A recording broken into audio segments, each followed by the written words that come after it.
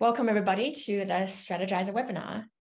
Joining us today is Alex Oswalder, founder and CEO of Strategyzer, Tendai Vicky, partner in crime at Strategyzer, and myself, and I will be hosting you guys for the next hour. The topic of the session today is, do you know how your innovation board make investment decisions? In order to make innovation sustainable and repeatable, we really have to address innovation across every single level of the organization. If you're interested in the previous topic or any of our webinar, we have a fairly extensive webinar library at your disposal. Please go into strategyzer.com/en/webinars and have a look at our backlog of content, great case studies and previous webinars. Now, on to today's topic.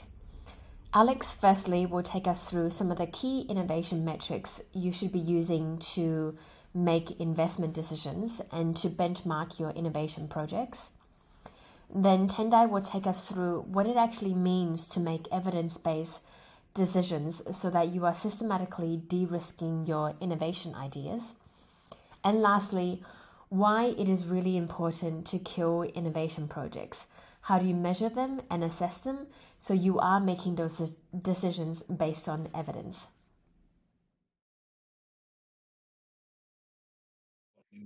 So first one of the three elements that we're going to dive into is the four metrics that a company needs to look at and that the innovation board that makes the decisions in terms of investment decisions needs to look at. Very simple.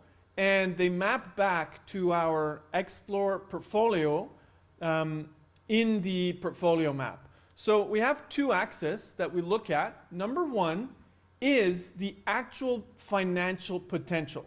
How big is this idea? But that's not enough because, as we know at the beginning, it's a fantasy. Whatever we put up, like a spreadsheet, is a fantasy made explicit, as I like to say. It's not evidence. So we need the second axis, which is the innovation risk, the reduction of the risk of an idea, or what we're working towards, a confidence score. How confident are we that an idea is going to work, right? So you start out somewhere here, you test it, you say, oh, well, looks like the revenue potential not going to be so good. You pivot the business model, and you're able to improve the revenue projections based on evidence and pricing, etc., through pivoting. So you're going to move that to the right and as far up as possible, right? So those are the first two. The revenue potential, and that revenue potential will become more and more explicit and more realistic the more you experiment and decrease risk, right? So we have revenue potential and risk reduction or confidence. And then we need to look at two more. How much money did we spend to test this idea?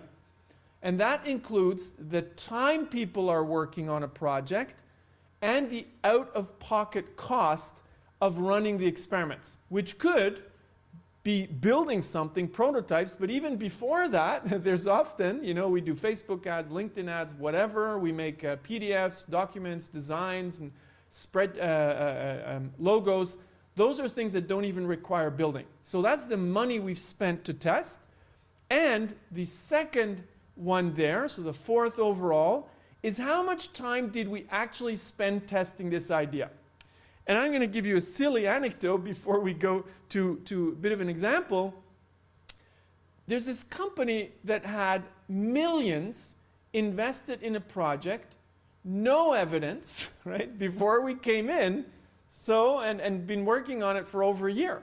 What do you do with something like that? Because you'd actually have to either kill that project or start from scratch and go back and start finding the evidence.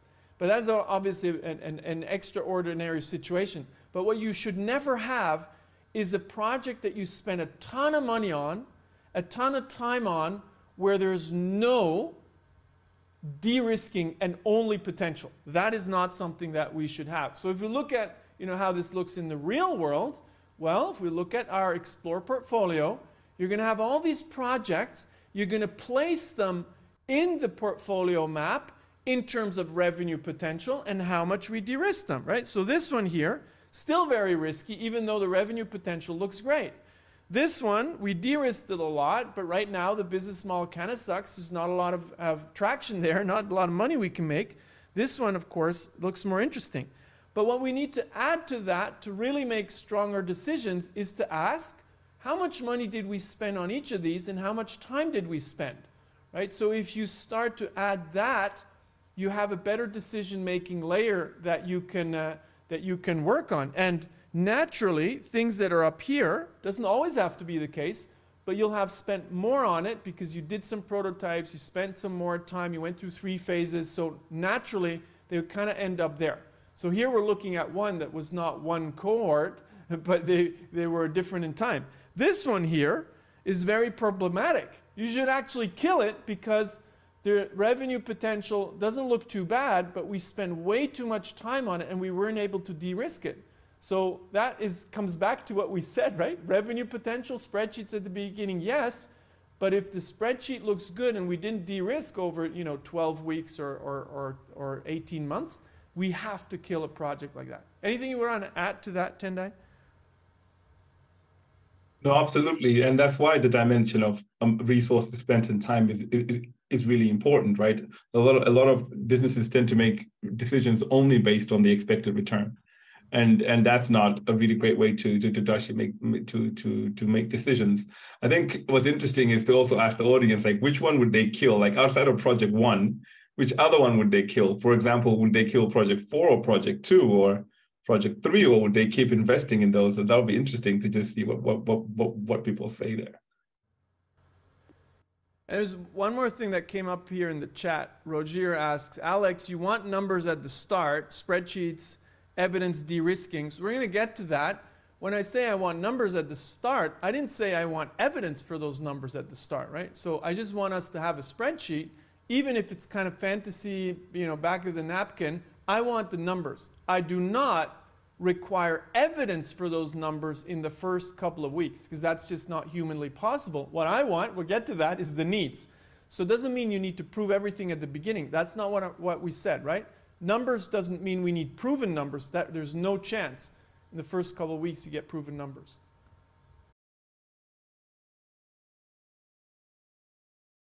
Yeah, so I'm going to dive into the question that people have been asking around. So how do you actually track this evidence of innovation risk, right? And at the heart of the question is, even though we do some early financials, and we're not talking about like large spreadsheets with 5-year projections and payback periods and things like that. We're really just talking about what is the potential of the idea, right? What is the potential upswing? What is the potential size of this opportunity?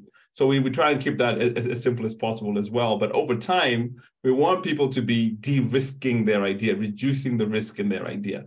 And that sounds like backwards language sometimes. What do we mean when we say reducing risk in an idea? Well, what we mean by that is, how close are you to finding a value proposition that resonates with customers and a business model that works? When we do these sessions, Alex, for innovation boards, I found myself saying to the heads of innovation boards or members of the innovation boards, get a tattoo, and the tattoo should say, how close is this team to finding a business model that works? And that's all you should care about, rather than asking people whether they're on time and on budget. And so on this journey, right, from having an original idea down here and navigating your way towards success until you become so successful that you become part of the core business, there are various questions that we can ask, right? And so you could break this down into stages if you like. So you could have a stage called the discovery stage, if you sort of focus in on this innovation risk. You could have a stage called the discovery stage, and what you focus on is customer understanding, right? So to what extent do you understand how customers' jobs, pains and gains, what they're willing to pay for, how much they're willing to pay, whether any idea around your value proposition really resonates with them? Because again, it's hard to be successful if you're making stuff nobody wants. And so understanding customers' jobs and pains means you're not competing against luck. You're really trying to find out and navigating your way to success. And businesses and ideas that understand this really well are on track to finding a business model that actually works. Then you can move to a stage that we might call validation, where now you focus on value creation and thinking about the value proposition itself, right? Do we have the right capabilities to create this value proposition? Are we starting to build prototypes that resonate with customers? Do we understand exactly the features customers want? Are we starting to figure out channels through which we can reach customers, maybe start to test some of those dimensions? And then over time, you can maybe move to a stage we call acceleration, where you now focus on the business model and whether or not you have a proven business model, but at a limited scale, maybe a small pilot in a small geography. But over time, you're creating this evidence and moving further and further up the chain of evidence there. Go ahead, Alex. Yeah, just one thing that came up, which is interesting from Bogdan, is, could you clarify your definition of prototypes versus MVPs, or different definitions around it? So for us, an MVP is more in the literal sense, minimal viable product, is something that you really can do stuff with. So it actually comes generally late in validation or early in acceleration. When we say prototypes, it could be as simple as a storyboard, walking a customer through a service and how it's going to feel like. That's not an MVP, right? That just makes the thing more tangible, or a landing page and all that kind of stuff, or a PDF spec sheet. Those are prototypes, but not of a working thing. It's just to make the solution more tangible. MVPs generally is really something that works, that you can do with. We really have to build. So it's a bit later. It's earliest in validation, generally in acceleration, right? It depends a bit on the industry as well. Yeah, no, absolutely. And you're absolutely right, Mark, right? It's not necessarily the case that the flow of an idea is going all the way up. As we reduce risk, value, expected return also increases. It can also be flat, right? So it's the values right there, but you're moving across the risk stages. And it's just a nice visual to present it the way we do, because it allows us to just then get to the point where we move it to the exploit portfolio. But you're absolutely right. There's no correlation between this dimension and that dimension. They're independent of each other. They just allow you to make better decisions. So the question then becomes, well, how do you assess an idea to make sure that it's on track? Like, what sort of evidence are you looking for? And this is where our innovation project scorecard comes in. And this is what we use to score ideas. And so it allows us to zoom in on ideas and really focus on the amount of evidence that teams are producing that the idea is on track. So for example, if you think about, the customer segment, do they have jobs, pains, or gains? You either have very light evidence around what people say, or you have strong call to action evidence around what people do, or even irrefutable evidence from the market around actually actions people are saying, especially around like willingness to pay and things like that. Having irrefutable evidence from the market is actually better.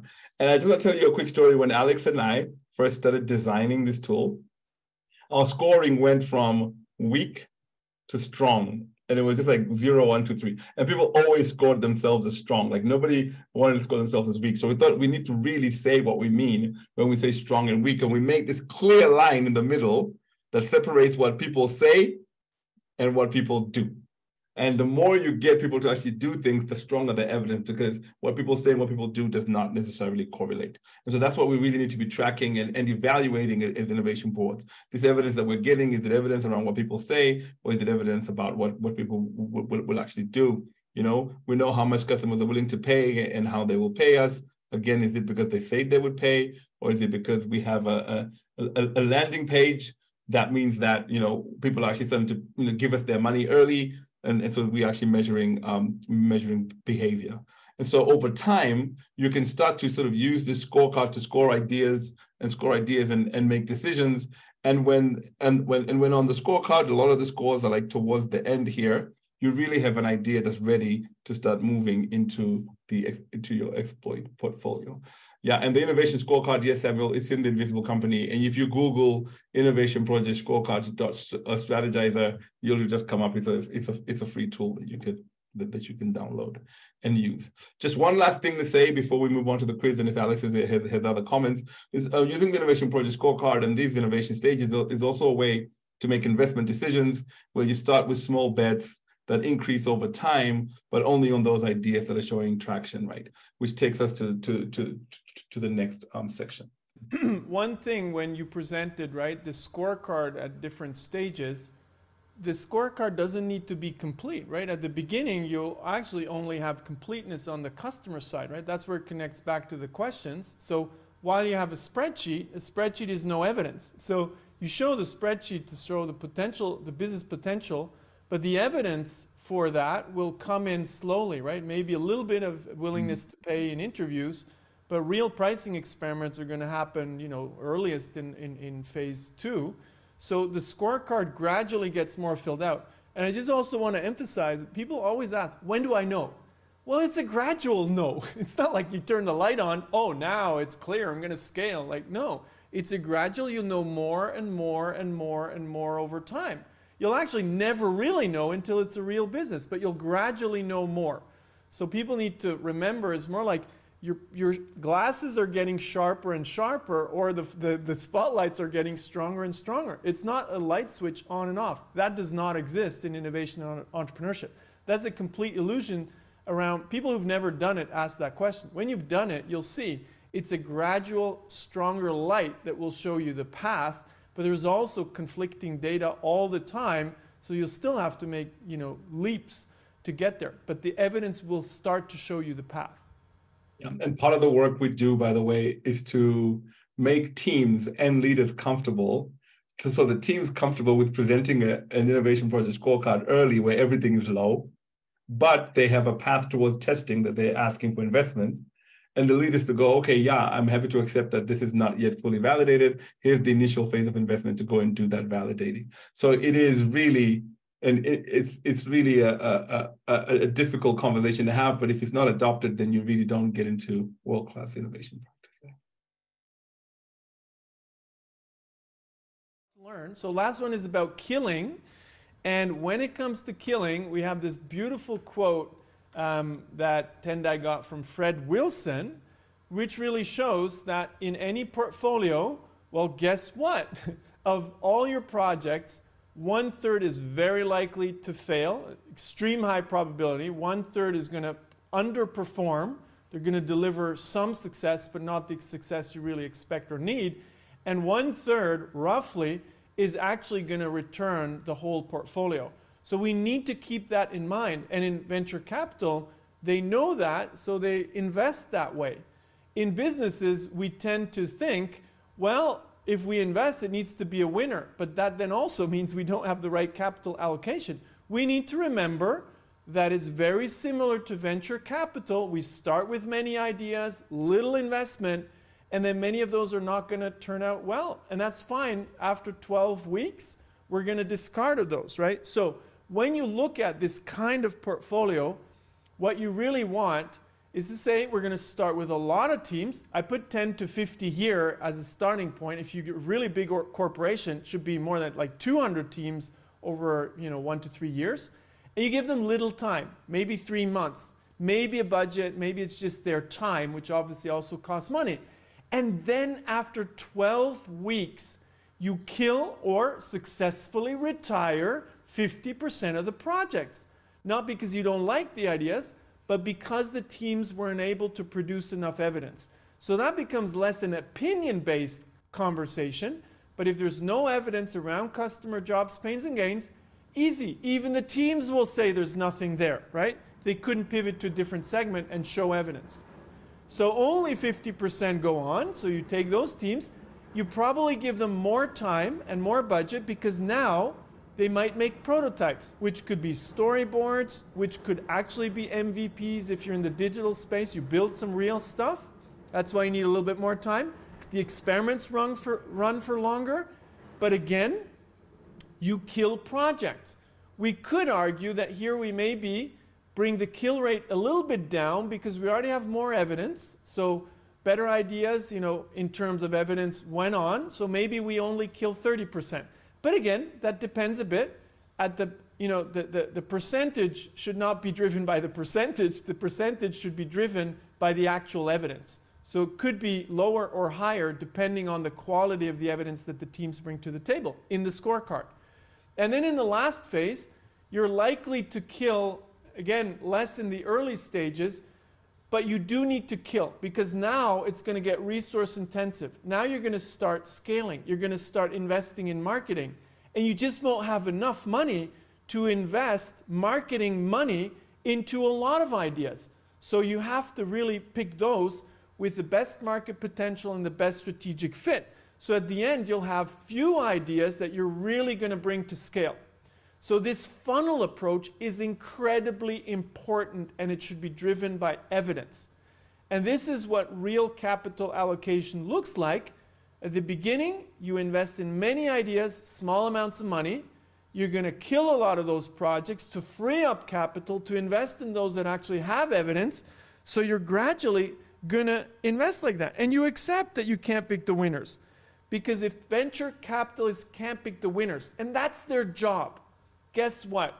We business people in companies cannot do it either. We should stay humble because, as I like to say, venture capitalists are not the most humble breed, and they admit that they can't pick the winners. So let's just admit we need to build a system for that. So if we kind of summarize this and ask, why should we kill ideas? That sounds like a bad idea. Well, number one, capital allocation. If we don't systematically kill projects that don't have sufficient evidence, we won't have enough money to invest in those that have legs, that have evidence. So that's number one. And this you can use to really convince your senior leadership that this funnel approach is important. The second one, I have a lot of CEOs that ask me, Alex, I don't get business model innovation. My teams don't explore bold ideas. My question is always, well, how many ideas do you allow to fail? How many projects do you kill? They say, what do you mean with that? They all need to succeed. Oh, great. You just condemned the teams to succeed, so they're going to play it safe. Now, if it's normal that projects fail because the experiments didn't yield the return we expected in terms of evidence, if everybody sees that as normal, guess what? People are going to go for bold innovations. Last one, if you really want to create an innovation culture, you need to do this evidence-based investment. That means not based on politics, but based on evidence in a scorecard. And that does mean you're going to rigorously kill projects with no evidence in the scorecard. Super, super important. I don't know if you have anything to add, Tendai, but this is our battle, right? To explain to leaders why killing or successfully retiring projects is a good idea. Yeah, no, I mean, absolutely. And not only successfully retiring projects or successfully parking projects, but also ensuring that the whole world knows that the team in which these ideas were successfully killed, the killing of an idea is not the killing of the team. The killing of their idea is not the killing of a career. And so like communicating these messages and living out this culture is really important for making sure that teams are then willing to take more and more risks. And by the way, I just typed in chat, that's one of I have things I call Osterwalderisms, and condemned to succeed is one of my favorite Osterwalderism. Thank you, everybody. Thank you, Alex and Tendai, for sharing your thoughts and your point of view with us. And for everybody else, the chats were really, really lively, and we love the debates and discussions. So thank you very much for your participation. And lastly, as a way to say thank you for joining us from all around the world, a 10% discount code for our upcoming masterclass. And if you really want to understand how to make evidence-based decisions and how to incorporate innovation metrics and the scorecard into your organization, please reach out to us as well. And we can help you with embedding it in your organization and everything that we've shared with you today as well. So thank you very much, everybody. And thank you for joining us. Thanks for being a great host, Lucy. Bye, everybody. Thank you, Lucy. Wonderful.